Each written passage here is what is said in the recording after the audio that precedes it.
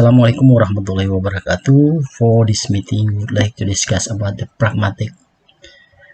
We do a pragmatic pragmatic class. For this meeting, we just do an introduction. What is the pragmatic? As we know that pragmatic, as one of the linguistic field, is categorized as a macro linguistic. And then, what is the connection? What is the relation with a semantic field? Well, we see that a similarities between semantics and pragmatic. Okay,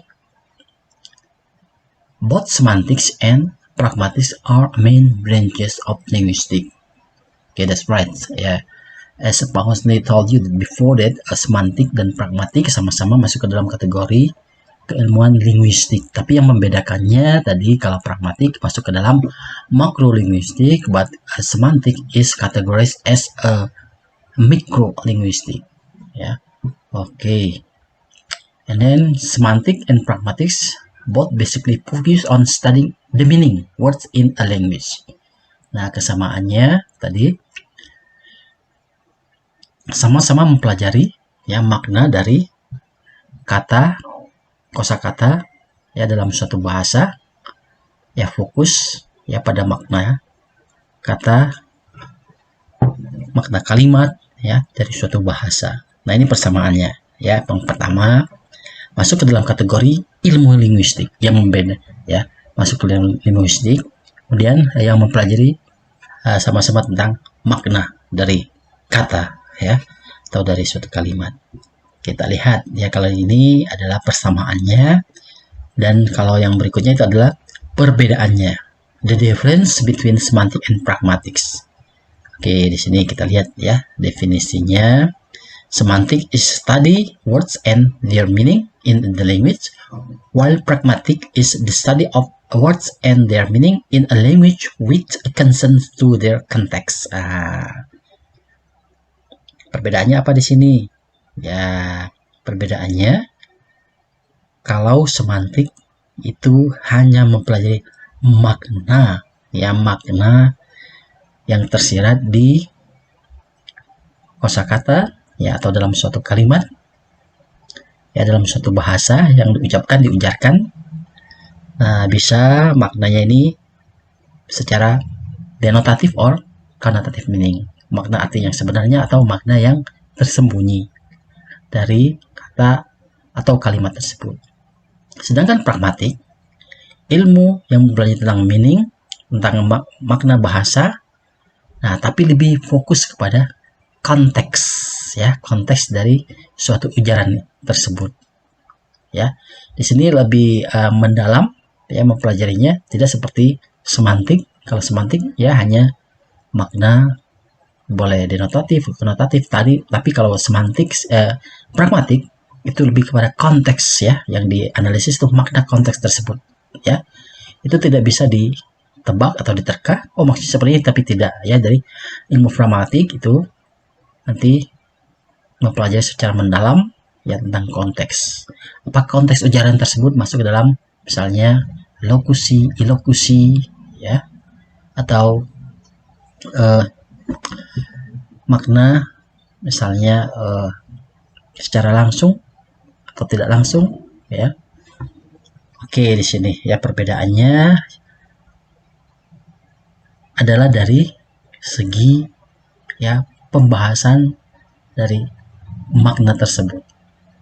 Ya, kalau semantik perbedaannya dan pragmatik, semantik mempelajari makna suatu bahasa bisa secara umum ya, bisa makna tersebut secara khusus, maksudnya di sini secara denotatif dan konotatif. Kalau pragmatik lebih pada konteks dari makna tersebut, apa maksudnya ya, meaning behind this context ya. Nah, misalnya ada mengatakan iya, nah iya itu konteksnya apa, apakah setuju atau kebalikannya. Oke, next kita lihat di sini ya, masih perbedaannya, and then we'll see that here. As we see that this figure, And then we see that phonetic discuss about speech sounds. The phonetic science, it discuss about the speech sound. And then phonology, it's about a phoneme. Morphology, it's about the words. Analyze the word, analyzes the word. Morphology analyzes the word, and syntax analyzes the phrase and sentence. Semantic analysis literal meaning and phrases and sentences. And pragmatic, meaning in context of discourse. Ini perbedaannya, Jadi kalau semantik, sintek, morfologi, fonologi, fonetik, itu masuk ke dalam kategori mikrolinguistik, yang belajar internal dari bahasa tersebut, dari suatu bahasa. Kalau pragmatik, itu disebut makro. Kenapa di sini? Tidak hanya mempelajari makna, tapi konteks dari ucapan tersebut, apa maknanya. Oke. Berikutnya ini ada semantik versus pragmatik. Ini persamaan dan perbedaan. Kalau semantik di sini dijelaskan bahwa study of words and their meaning in language, mempelajari hanya makna kata dari suatu bahasa. Maknanya tadi sudah jelaskan, bisa denotatif atau konotatif. Sedangkan pragmatik di sini study of word and their meaning in a language with consent to their context. Nah, di sini mempelajari tadi sama yang dipelajari adalah kosakata, maknanya dalam suatu bahasa, tetapi lebih pada fokus kepada konteks dari ujaran tersebut. Oke. Misalnya diberikan contoh, kalau misalnya semantik, can you bring me a cup of coffee? Nah, itu jelas, secara jelas maknanya itu si penutur memohon untuk dibawakan segelas atau secangkir kopi untuk diminum. Nah, itu secara denotatif. Tapi kalau pragmatik, konteksnya misalnya seperti ini, Today is hot. Orange juice will be nice. Dia mengatakan dengan frasa tersebut, hari ini panas jus sepertinya enak sekali Nah, itu dilihat dari makna dari konteks yang diucapkan. Tapi kalau mereka yang umum hanya mengatakan iya hari ini panas sekali, sepertinya minum jus itu enak sekali. Itu hanya sebatas mengucapkan. Tapi kalau yang paham, right to the point. I know that you mean. I know that you mean. And then, as soon as possible that, I will give you, the order that you want, orange juice. Nah, jadi mendengar ucapan yang dituturkan oleh si penutur, mitra tutur itu right to the point, go to, the store, to the orange juice store to buy the orange juice. Nah, itu perbedaannya jadi semantik and pragmatik. Kemudian katanya di sini berikutnya kalau semantik focuses mainly on the significance of the meaning of words in a literal sense. Nah, di sini hanya fokus kepada makna-makna kata yang sangat penting, yaitu secara ini saja, secara arti literal, secara arti yang sebenarnya di sini literal meaning, makna yang berdasarkan fakta apa adanya. Oke, berikutnya kalau pragmatik di sini additionally focuses on the meaning of words according to their context, and their inverse meaning as well. Nah, ini kalau pragmatik tadi sudah diberikan contohnya, jelas membahas tentang makna, tetapi makna tersebut mengacu kepada ada referensinya, apa yang dia tuturkan, apa makna dibalik ucapannya tersebut, seperti tadi. It is hot. Orange juice will be nice will be satisfied, ya, satisfied. Nanti dari ucapan tersebut dia meminta untuk ya diberikan orange juice segera mungkin. Kalau yang memahami, okay, well I see, I go to the market and buy it for you. Oke, nah itu kalau yang paham. Tapi kalau yang tidak paham, mungkin hanya menambahkan tadi, ya memang hari ini panas ya, orange juice sangat segar sekali. Itu hanya sebatas sekali, tapi dia tidak pergi ya, tidak dengan action melakukan ya apa yang diminta oleh si penutur. Oke, berikutnya ya studies in the literal meaning, ya mempelajari makna-makna secara literal ya, makna-makna secara apa sebenarnya ya, jadi tidak dibuat-buat, jadi berdasarkan makna apa adanya. Sedangkan semantik pragmatik ya studies the interlude or the inverse meaning as well. Nah itu jadi mempelajari tadi tentang makna tadi ya, makna yang dituju apa ya, makna yang diinginkannya apa, mengacu kepada ya makna yang diucapkan oleh si mitra, si penutur itu apa ya maksudnya ya.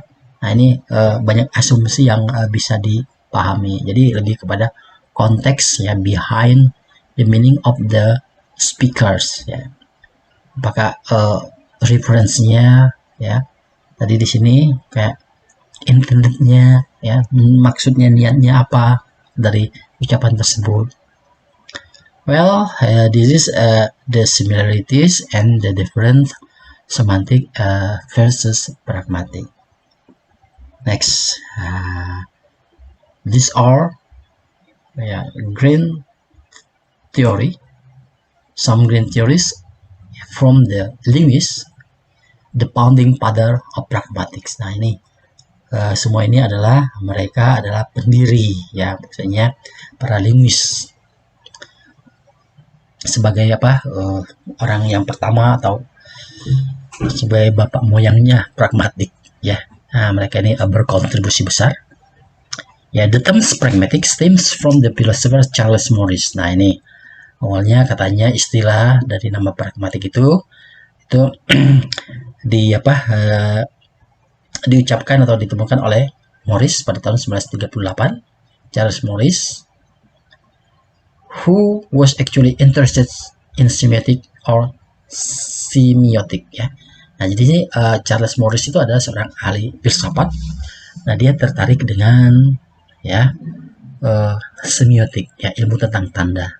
Kemudian di sini Morris ya melakukan penelitian dan dia mengembangkan hasil kajian dari penelitian tentang semiotik, dan dia membagi katanya menjadi 3 cabang ya dari ilmu semiotik itu. Terdiri dari yang pertama dari semiotik itu adalah sintaktik, kemudian ada semantik, kemudian ada pragmatik. Nah awalnya di sini ya menurut Green Theory bahwa pragmatik itu berasal dari semiotik ya oleh Charles Morris pada tahun 1938.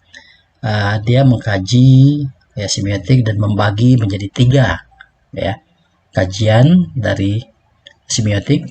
Pertama sintaktik atau syntax ya, the study of formulation of sign to one another. Nah dia sinteks ini ya dikatakannya terus dari ilmu yang pelajari tentang ya keterkaitan ya tanda ya satu dengan tanda yang lainnya. Ini menurut Morris. Kemudian semantik, the study of the relation of signs to the object of which signs are applicable. Nah di sini ya keterkaitan dari tadi tanda tadi terhadap objek yang menjadi penanda atau di sini yang dapat di terapkan, applicable ya. Nah tapi di sini perbedaannya apa dengan sintek ya linguistik. Sintek ilmu study of speech, sintek study of word structure, ini tentang strukturnya. Tapi di sini Morris mengatakan sintek ini karena ada studi keterkaitan ya secara formal ya, secara baku itu antara sign and another. Nah, sebagai tanda, karena ini konteksnya dalam semiotik, jadi dia mengatakan bukan word structure tapi di sini tentang sign, tanda dengan yang lain. Oke, misalnya contohnya ya syntax kalau dikategorikan like misalnya sign about the traffic lights ya, traffic lights ya, if you go to the campus and then yeah you found the intersection and then there was a traffic light, so yeah there will be a sign of the lamp ya, ada green, ada red, ada yellow. Nah, di sana tadi berkaitan tadi ya. Nah, maksudnya sign ini relation with a formal ya, formal relation with another. Misalnya kalau tanda merah red sign, it means that ya the rider ya, the the person ya, the rider, it means the biker ya, there ya, they must stop ya. Dan if the green one ya, the rider, the biker must go ya. Itu contohnya. Ini ada semantik ya di sini. Semantics, the study of relation of the signs, the object to which signs are applicable. Nah, di sini ya ilmu tentang tadi keterkaitan tadi tanda, keterkaitan atau dengan tanda dengan objek ya. Ya, which signs are applicable. Nah, jadi sini ada keterkaitan antara tanda dengan objek ya. Jadi ada makna yang bisa dijelaskan di sini. Nah, setelah di sini misalnya contohnya ya, relation of signs to the object to which signs are applicable. Nah, kalau tadi contoh dari syntax ya, itu ada sign yang berkaitan dengan one to another. Kalau di sini bisa ya berkaitan dengan makna pada objek yang dijelaskan ya, yang terdapat. Kita for example misalnya keberadaan ya, the world must be round, the sun shines in the morning ya, the sun sets ya in the afternoon. Nah, itu ada tanda tadi ya, misalnya untuk benda yang bulat ya, bumi itu pasti bulat ya. Itu secara tutur information ya, maknanya ya bulat ya, bundar bumi ini. Kemudian tadi besides what is it, the world ya, tadi misalnya matahari di barat ya, itu identik dengan makna tenggelam. Kalau misalnya di timur identik dengan matahari ya bersinar, muncul. Nah, sedangkan pragmatik ya, the study of relations of science to interpreter. Nah, di sini pragmatik ilmu yang berkaitan tentang relasi makna. Nah, di sini antara petutur dan mitra tutur. And then according to Morris ya, 1971, 24, each branch of semiotics can be further divided into pure studies and descriptive studies. The former was concerned with the elaborations of the relevant meta-language and later applied to the meta-language to the description of specific signs and their usages. Nah, di sini lebih jauh lagi ya, dia menjelaskan bahwa cabang ilmu semiotik itu bisa dibagi ya, katanya di sini ilmu alami ya, ilmu alam ya, ilmu natural science itu bisa menjelaskan ilmu yang mempelajari tentang, mendeskripsikan tentang sesuatu. Atau sebelumnya ini lebih kepada katanya meta-language ya, ilmu yang relevan terhadap ya meta-language dan mendeskripsikan secara tanda secara khusus ya, dan kegunaan dari tanda tersebut. And then with his particular behavioristic theory of semiotic, Morris defined the scope of pragmatic ya as follow. Nah, di sini ya melalui teori katanya behavioristik ya bahwa semiotik di sini yang dijelaskan oleh Morris itu masih bisa termasuk atau mencakup ke dalam pragmatik di sini ya, itu masuk ke dalam ilmu katanya secara particular ya, secara khusus masuk dalam behavioristic theory. It is sufficiently accurate characterization of pragmatic to say that deal with the biotic semiosis that is with all the psychological, biological, and sociological phenomena which occur in the function of science. Nah, di sini juga berkaitan katanya ilmu pragmatik juga bisa berkaitan dengan karakteristik dari suatu benda ya, bila dilihat dari aspek ya secara psikologi, biologis, sosiologi ya. Jadi fenomena tersebut itu pasti ada tanda yang terjadi. Nah, ini asal dari what is it, pragmatics ya, science according to Charles Morris ya. Pragmatics, that's the first science is semiotic, and then semiotic is divided into 3 categories. There is syntactic, yes, semiotic, and pragmatic. Syntactic, semantics, and pragmatics. Well, yeah, that's according to Levinson.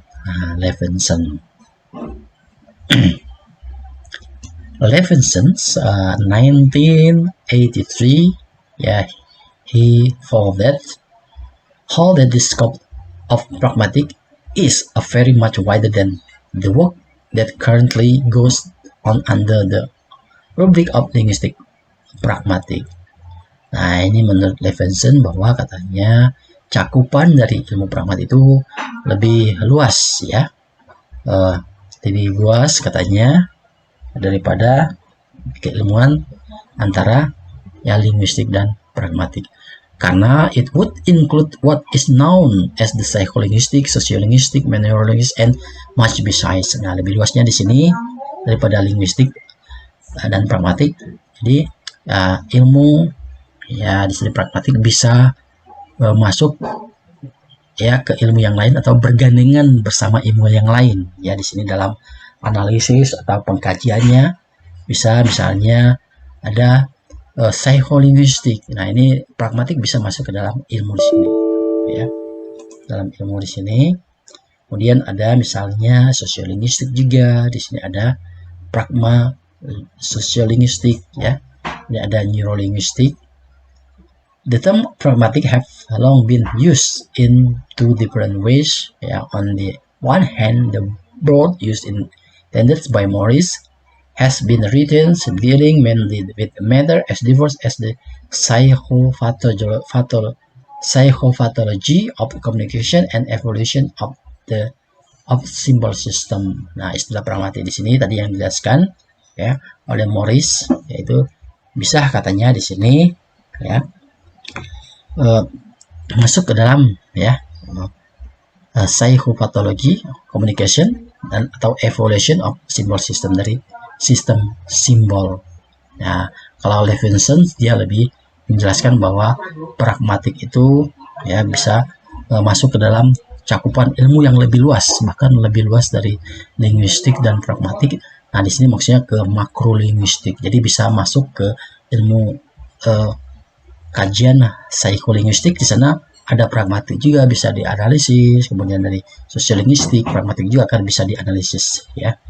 Oke, itu menurut Levinson. And then on the other hand, and especially within analytical philosophy, the term pragmatic was subject to a successive narrowing of scope. Nah, di sini juga dijelaskan katanya dalam analisis ya dari ilmu filsafat, istilah dari pragmatik ini juga was subject to successive narrowing of the scope, itu mendukung ya atau memberikan pencerahan ya kesuksesan dari ilmu filsafat. Okay, if in the investigation explicit reference is made to the speaker or to put in more general terms to the users of the language, then we assign it the investigation to the field of the pragmatic.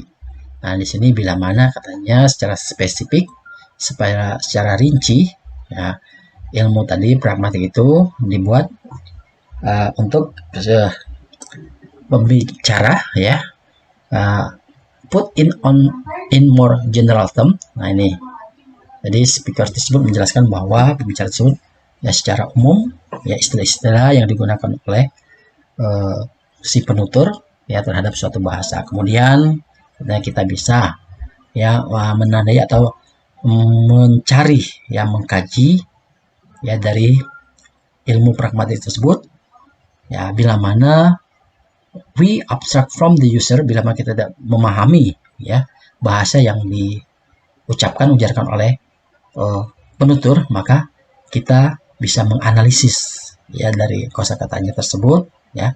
Di sini bisa dilihat dari makna katanya, kemudian kita bisa lihat di sini menganalisis ya keterkaitan ya secara logis dari struktur ya makna tersebut, dan nanti akan bisa dipahami ya dengan menganalisis tadi dari tuturan katanya ya, selain makna dan sinteksnya. Nah, ini bisa dianalisis apa maksud dari ucapan tersebut. Oke, this is from the Levinson ya. Nah, ini Levinson memiliki pandangan yang berbeda tentang keilmuan pragmatik daripada tadi Charles Morris. Oke, ya di sini Levinson juga menjelaskan definisi dari ilmu pragmatik. Katanya di sini mempelajari semua aspek makna yang tidak bisa dicapai oleh keilmuan atau teori dari ilmu semantik. Nah, di sini pragmatik juga katanya berkaitan antara bahasa dengan konteks. Ya, basic to an account on language understanding. Di sini menjadi dasar dasar untuk memahami tuturan atau ujaran dari seseorang. Kemudian juga di sini dia jelaskan bahwa mempelajari secara ada deiksis, ada implikatur, ada presupposition, speech act, dan aspek discourse structure. Di sini pragmatik itu mempelajari banyak katanya. Ada implikatur, deiksis, ya suposisi atau peranggapan atau tindak tutur, dan aspek dari analisis wacana atau struktur ya dari discourse tersebut. Nah, kemudian ada Carnap, kalau tadi Charles Morris, Levinson, Carnap. Nah, di sini pada akhir ya tahun 1060-an di sini dia menjelaskan bahwa definition dari pragmatik di sini investigation requires reference to the use of language. Nah, di sini bahwa katanya untuk mengadakan atau mengadakan atau kajian itu melakukan investigasi itu tentang tuturan atau ujaran yang diucapkan oleh si petutur, maka di sini ya harus memerlukan adanya acuan bahasa yang dipahami yang digunakan oleh si penutur. Kemudian di sini ya tadi adapted within linguistic. Adapted within linguistic maksudnya di sini tadi ya bila mana tadi bisa dipahami itu bisa dikaji melalui semantik, kemudian secara sintaksinya. Nah, kemudian akan bisa mengerti ya apa maksud dari misalnya ucapan dari pembicara tersebut. At the same time, there was a keen interest shown by linguists in the philosopher attempts to grapple with problem of the meaning. Nah, di sini ada kolaborasi antara ahli bahasa, linguis, dan ahli filsafat. Nah, mereka mencoba untuk memecahkan masalah makna yang kadang-kadang di sini menjadi pokok persoalan utama ya dari si pengguna bahasa tentang bahasa tertentu yang tidak bisa dipahami. Kemudian selama periode tersebut di sini cakupan dari ilmu pragmatik itu implicitly restricted. Nah, ini sangat secara di sini secara ketat ya itu dipelajari. Nah, selama periode tersebut ya jadi Carnap di sini menjelaskan bahwa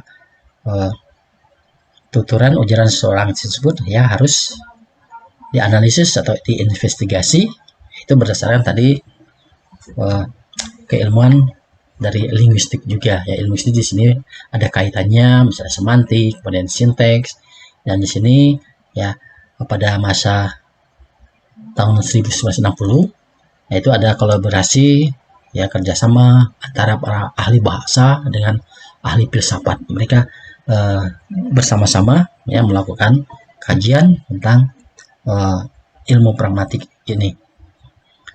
Oke, ya berkaitan dengan pengertian di atas. Nah, di sini ada simpulan yang dijelaskan oleh Gunawan. Nah, di sini ada 8 ya rumusan pragmatik yang dikemukakan tadi, Levinson ya. Kemudian dari yang lainnya. Nah, di sini kita ambil ya dari Levinson. Hampir semuanya antara di Charles Morris, Levinson, Carnap, mereka memiliki pandangan tersendiri, tapi pada intinya ya ini mereka mengkaji dari keilmuan pragmatik yang bersandingan dengan keilmuan yang lain yang memberi dampak ya perkembangan ya kemajuan dari ilmu pragmatik itu sendiri.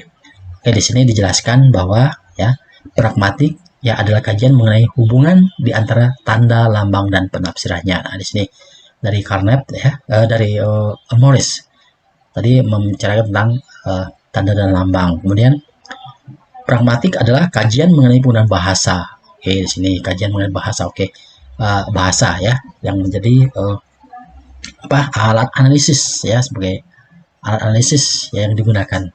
Kemudian pragmatik adalah kajian bahasa dari perspektif fungsi yang mencoba menjelaskan aspek-aspek struktur linguistik dengan mengacu pada pengaruh sebab non-linguistik. Nah, di sini dijelaskan tadi kalau tidak salah oleh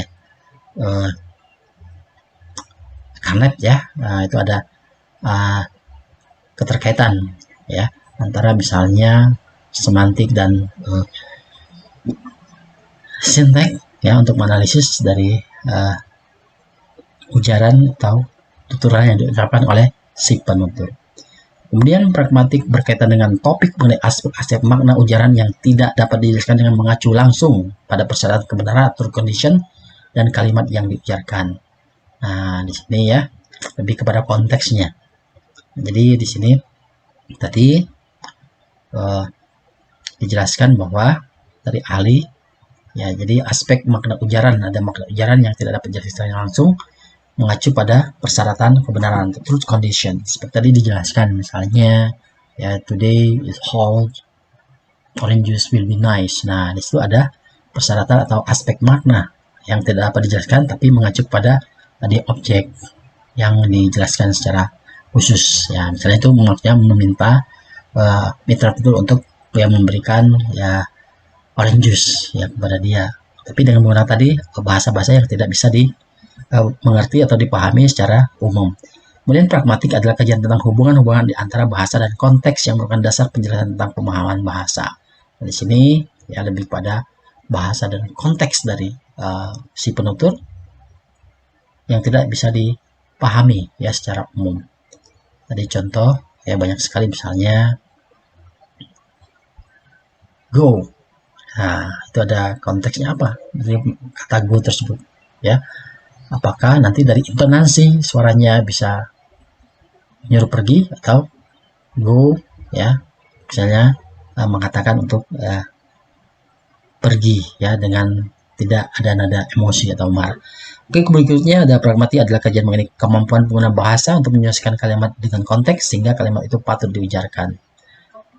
Oke, di sini ya kemampuan ya dari seseorang itu bisa kita lihat ya dari ucapannya, tindak tuturnya ya.